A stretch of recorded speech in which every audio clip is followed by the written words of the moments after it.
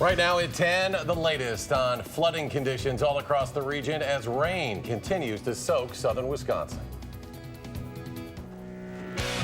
This is News 3 at 10. Thank you for joining us tonight. Governor Walker is declaring a state of emergency for 6 more counties. And this comes less than a week after declaring one for Dane County. More unneeded rain making its way through the Madison area right now. Live looks right now from our News 3 sky cameras, one downtown from the Edgewater Hotel, the other from our News 3 studios along Raymond Road on Madison's west side. Let's go right to meteorologist Dave Caulfield with the very latest on what's happening out there, Dave. Well, Eric, the good news is the severe weather threat is done for the night, and also a lot of the flash flooding is starting to come to an end as this continues to transition from a flash flooding event to a river and lake flooding event over the next couple of days. But still some light to moderate showers falling across southern Wisconsin. We do have the flash flood warnings in effect for south central Wisconsin, pretty much from the Dells all the way over closer to Sheboygan until early tomorrow morning. High resolution Doppler showing just a few late showers and some embedded lightning strikes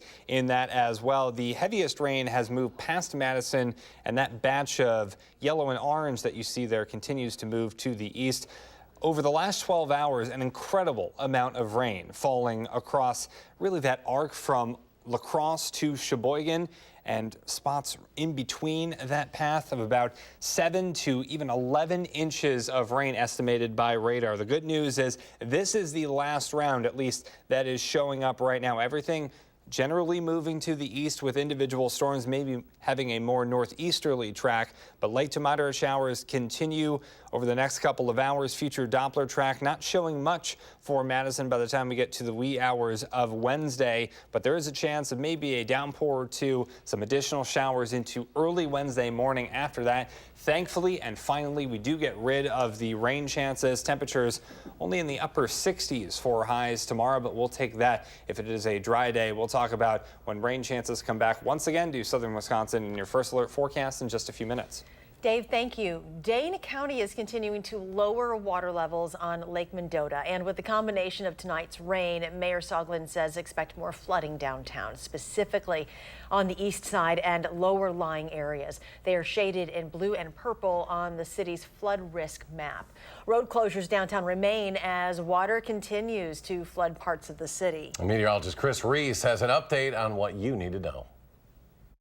Right now we're at the intersection of Livingston and Mifflin Street. Now, one of the biggest updates that they have today is the fact that Livingston has since been reclosed after the rain that we had here in Madison this afternoon. Some of the other updates that we have heard from talking with city officials is that any more rain that comes into the Madison area waterways is problematic simply because our storm drains can't hold much more water. So city engineers are watching the water all night long with any more additional rain that we could get from some of these showers and thunderstorms. Now, the good news is some of the showers and thunderstorms have pulled to the south, which just means we have not gotten as much rain as previously expected here in the city of Madison. Of course, we do know areas north of Madison have had a much different story. They were also able to tell me that the dam at Lake Mendota has been closed. So as we go through the rest of the night, there's no more water that will be released from Lake Mendota and into the Yahara River. However, as we go into the day tomorrow, those dams will be reopened for more water to go into the river system. Chris Reese, WISC News 3. And the National Weather Service reporting possible tornado damage in a swath across the central part of the state. That damage extends from southern Marquette County across Green Lake County and into Fond du Lac County. You can see all of the wind damage and wind gust reports in the yellow and green dots. The red dots are reports of possible tornadoes. The Weather Service will send a survey team to confirm if the damage was caused by a tornado. Along that path, this was a familiar sight. This video is from Brownsville, Wisconsin in Dodge County, and you can see some of the damage here from the storm, including several downed trees.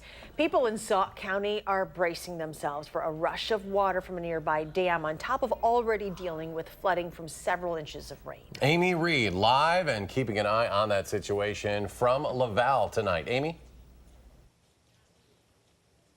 Water is coming up very quickly here, about 2.5 to 3 inches an hour. We started way back there, and we've had to move since we've been here. In just a couple hours that we've been here, we saw it start from just a stream in the gutters, and now it's covering roads. Earlier around town, you could see people were trying to make their way around the water. There are a few sandbag stations in town, and earlier people were filling bags to take back to their homes. Lake Redstone, which is right here, is very full. It looks like some boats have been carried off their lifts and out to the middle of the lake. Water is also getting into people's backyards and onto roads. The sheriff and his team are doing as much preparation as they can, much of that focus being on the people who live here. We're trying to get everybody safe right now, and you know, making the plan so that it has the least impact on us or the least effect, but it's all up to Mother Nature at this point. Sheriff Meister told us that water that went over the Hillsborough Dam won't get here for another 18 to 24 hours. Some think it may be faster than that. In 2008, this town flooded. The fire station had water about waist high. The sheriff said they hope it's not that bad, but they're preparing for it to be. And they said people in Hillsborough said there is more water this time around. People around town who weren't securing their homes earlier went to the river to see how high it was, and they said they've never seen it like this. We're checking out what's going on. We stopped at one of the dams. That's roaring. This is all the way up to the bridge, you know. The sheriff said if you live in a low-lying area in Laval or these towns near here, have a plan in place in case you need to leave. There is a shelter set up in Reedsburg at the high school. Now, even though there is some time before this water from Hillsborough is supposed to get here, the sheriff said they can't really do anything about it. All they can do is wait. Back to you guys. All right, News 3's Amy Reed working all day in some tough conditions. She is live in Laval tonight. Amy, thank you. The storm earlier today also dumping rain on some sacred ground, northeastern part of the state. This photo from Lambeau Field. You can see the tunnel there overflowing with water. By the way, the Packers, they've got some time to dry out. The opener still 12 days away. A state of emergency has been declared for Juneau County after 2 days of heavy downfall. Around Waniwak, a bad situation. A giant sinkhole forming off Highway 33, completely impassable. And in the town of Waniwak, West Street is buried under 20 feet of water right now. Baraboo River is just 300 yards away, so they're getting a ton of runoff from that as well. 12 homes were evacuated in that area. No injuries reported so far, but it's almost impossible for residents to get in or out of town. Yeah, you can see there's lots of firemen out there, you know, trying to help, lots of cops blocking areas off. We actually saw some other guys from further south, Darlington, trying to get up to Sparta, and they were getting stuck at roads too, and even then when they were stopping, they were helping people out and whatnot. In Waniwak, crews took out a jet ski to rescue a woman who was trapped in her home surrounded by floodwaters after she refused to leave when evacuations were happening. And with these additional storms, it has many along the Baraboo River worried of the delayed effects. News 3's Amanda Quintana shows us why emergency management is encouraging residents to prepare now. Not easy for us. Not easy for us have this happen again. When Olga Engelstetter heard about the possibility of her neighborhood along the Baraboo River flooding, she immediately thought back to 2008. Terrible flood over there.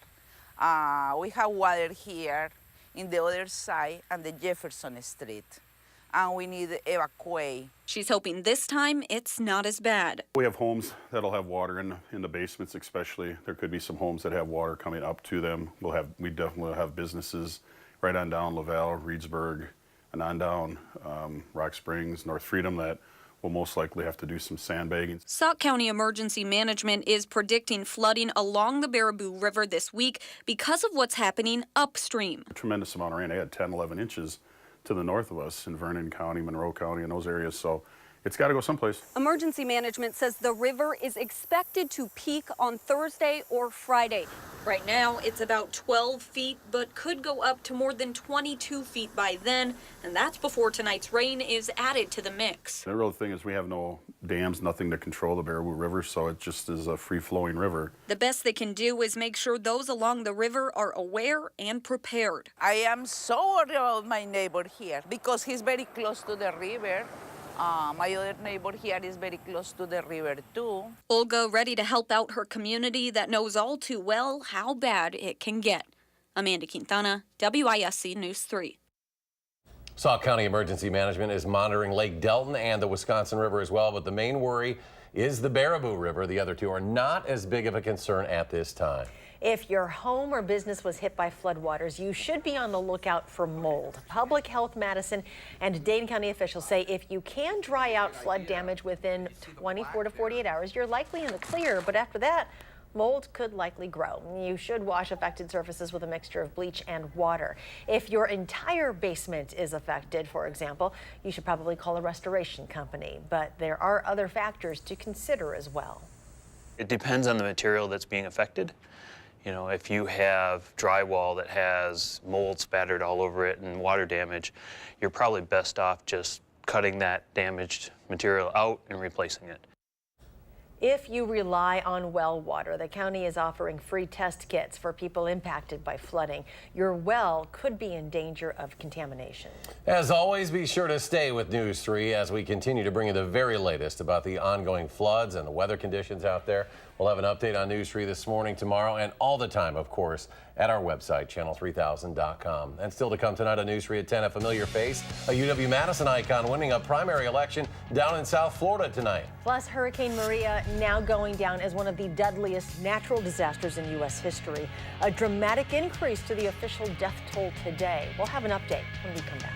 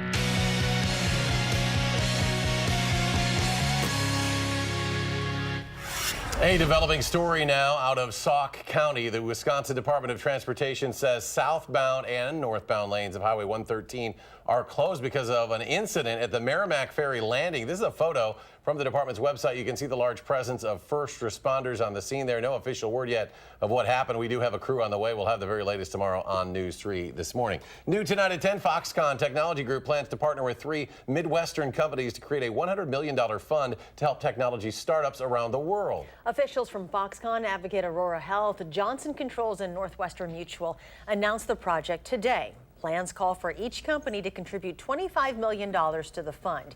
The account has been dubbed the Wisconsin Valley Venture Fund.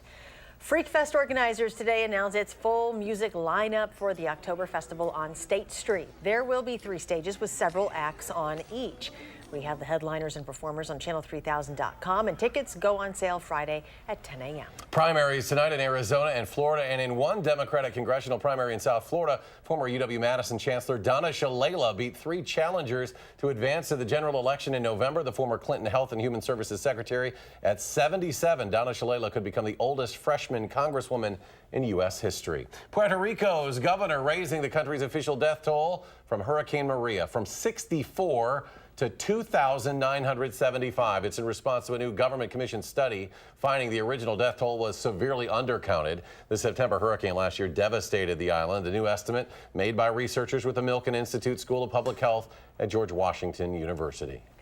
Meteorologist Dave Caulfield joins us now, and boy, this repeat after repeat. Yeah, what a marathon day once again across southern and south central Wisconsin with just multiple rounds of deluges and heavy rain. Finally, I can report that the worst is over. We're looking at some light to moderate showers across southern Wisconsin. Much of the heavy rain is either to the east or the south, and it will not affect us into tonight. Still a few downpours possible, maybe even a few strikes of lightning, but other than that, we are noticing the trend is that these showers and maybe a few thunderstorms continue to move to the east and are heading out of the area. Again, a couple of light to moderate showers can't be ruled out. We saw really the whole kit and caboodle when it comes to severe weather. Earlier this afternoon, we had reports of tornadoes, wind damage, also some hail, and lots of flooding, of course. 48-hour precipitation estimates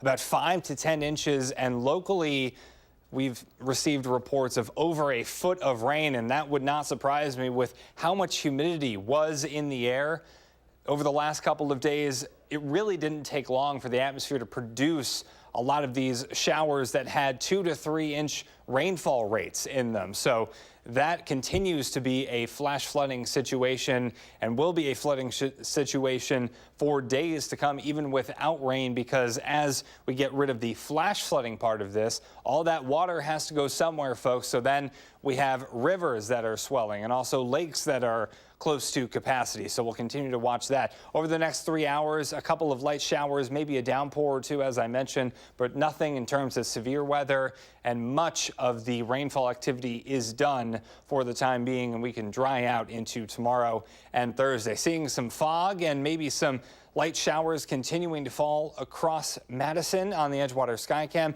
We are at 69 degrees right now with moderate rain showers, calm wind, that dew point at 68. Right now, other temperatures right around 70 degrees across much of the area, and dew points are pretty close to that as well. Still very humid outside. Visibility down to 3 in Madison. That's partly because of the rain showers and also because of a little bit of patchy fog forming with that humidity being so high. It's still steamy outside. So future track showing much of the heavy rain continuing to move out. Maybe a shower or 2 can't be ruled out early Wednesday morning. After that, though, thankfully and finally, we do dry out for a couple of days, at least. By the time we get to later Wednesday, temperatures only in the upper 60s, so definitely a little bit cooler than average, to say the least.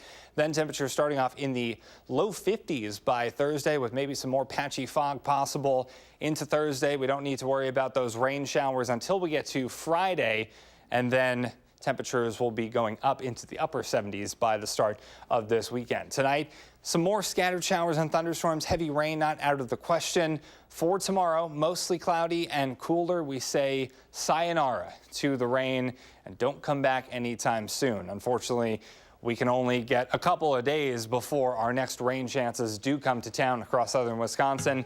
But right now, the early model outlooks for Friday and Saturday, and even the rain into next week, folks, doesn't look to be anything close to what we've experienced over the past couple of days. Now, that could change as we head into the weekend, but right now, not looking at overly impressive rain totals. Of course, any amount of rain will not make this situation any better, but it's nice to know, at least for now, that our next chances for rain won't be nearly as bad as what we've experienced over the past couple of days, but we'll continue to monitor conditions. The humidity definitely going down over the next couple of days. Well, hopefully things will change for the better in Sure. terms of that there'll be no rain. We just need that stretch. Yes. A lot of time with nothing. Yeah, I'll definitely work on Or that. even if it does rain, can it not rain like this all the time? Yeah, exactly. I mean, a little rain's okay, but The good news, Madison did kind of get spared overall for the last couple of days.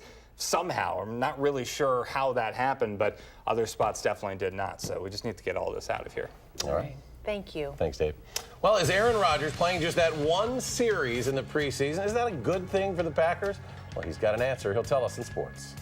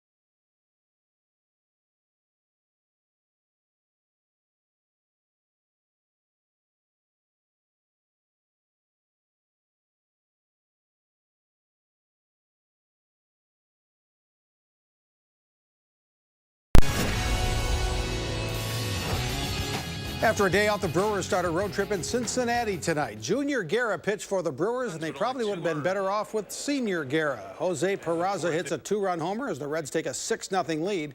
Guerra doesn't get out of the second inning, but Christian Yelich almost single-handedly gets the Brewers back. Yelich with a 3-run homer in the 7th. He had 2 homers and 5 RBI. Brewers to within 1, 7-6, but that's as close as they would get. Final score, Reds 9, Brewers 7. In Chicago, the Cubs and Mets tied 1-1 in a rain delay in the 10th. The Packers play at Kansas City in their final preseason game Thursday night. They'll kick off at 7:30 at Arrowhead Stadium Thursday. Aaron Rodgers is going to look a lot like this again. Rodgers played only 1 series this preseason, going 2 for 4 with 35 yards and a touchdown. Otherwise, he's watched from the sidelines. When the regular season hits, the offense will be a work in progress, he says, but don't worry about how little he's played in the preseason. If we had no snaps with the first 11, it's not something I'm worried about. A work in progress doesn't have to be a negative. It's just our baseline, I think, will be dangerous. And where it can go is above that. But it's not going to start that way because, you know, those guys haven't played real football, you know, week 1, regular season reps with me, and that changes things. So we're going to be a work in progress in that sense. But our baseline, I feel really good about. The Badger football season opener Friday night at 8 at Camp Randall against Western Kentucky. The Badgers offense will look a lot like last year with 9 returning starters, but Jim Leonard will have 7 new starters on his defense, including names like Matt Henningsen, Caden Lyles, Caesar Williams, and Scott Nelson. No, not 1993 Scott Nelson, the new Scott Nelson. Leonard says the guys who will be starting Friday night earned it. Number 1 was consistency, just every day. The effort, the time they put in, what they've done from really last season until where we are today, really put themselves in a position to have a huge role and obviously start this first game. So I'm excited for them. There's a number of corners I'm very excited for, as well as the safeties in the back end. Just guys that do things the right way, guys that really want to have a big role on this team and understand the work that it takes to get there. Won't be long until basketball season starts. The Wisconsin Badgers have their first exhibition game at the Kohl Center in a little over 2 months. The Badgers missed the NCAA men's basketball tournament for the first time in 19 years last season, but Ethan Happ didn't go to the NBA. Brad Davison has had his shoulder surgery, and Demetric Trice and Kobe King are recovering from their injuries.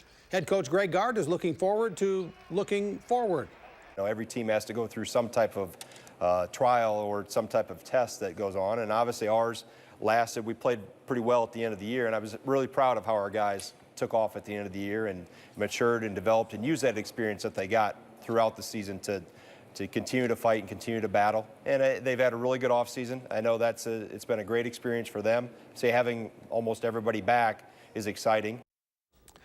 At the White House, the president of FIFA, the world's governing soccer body, met with President Trump because the World Cup is coming to the United States in a few years. That FIFA president gave Trump a yellow card and a red card and told him to use the red card to kick people out. And not surprisingly, there goes the media. And we'll be right back.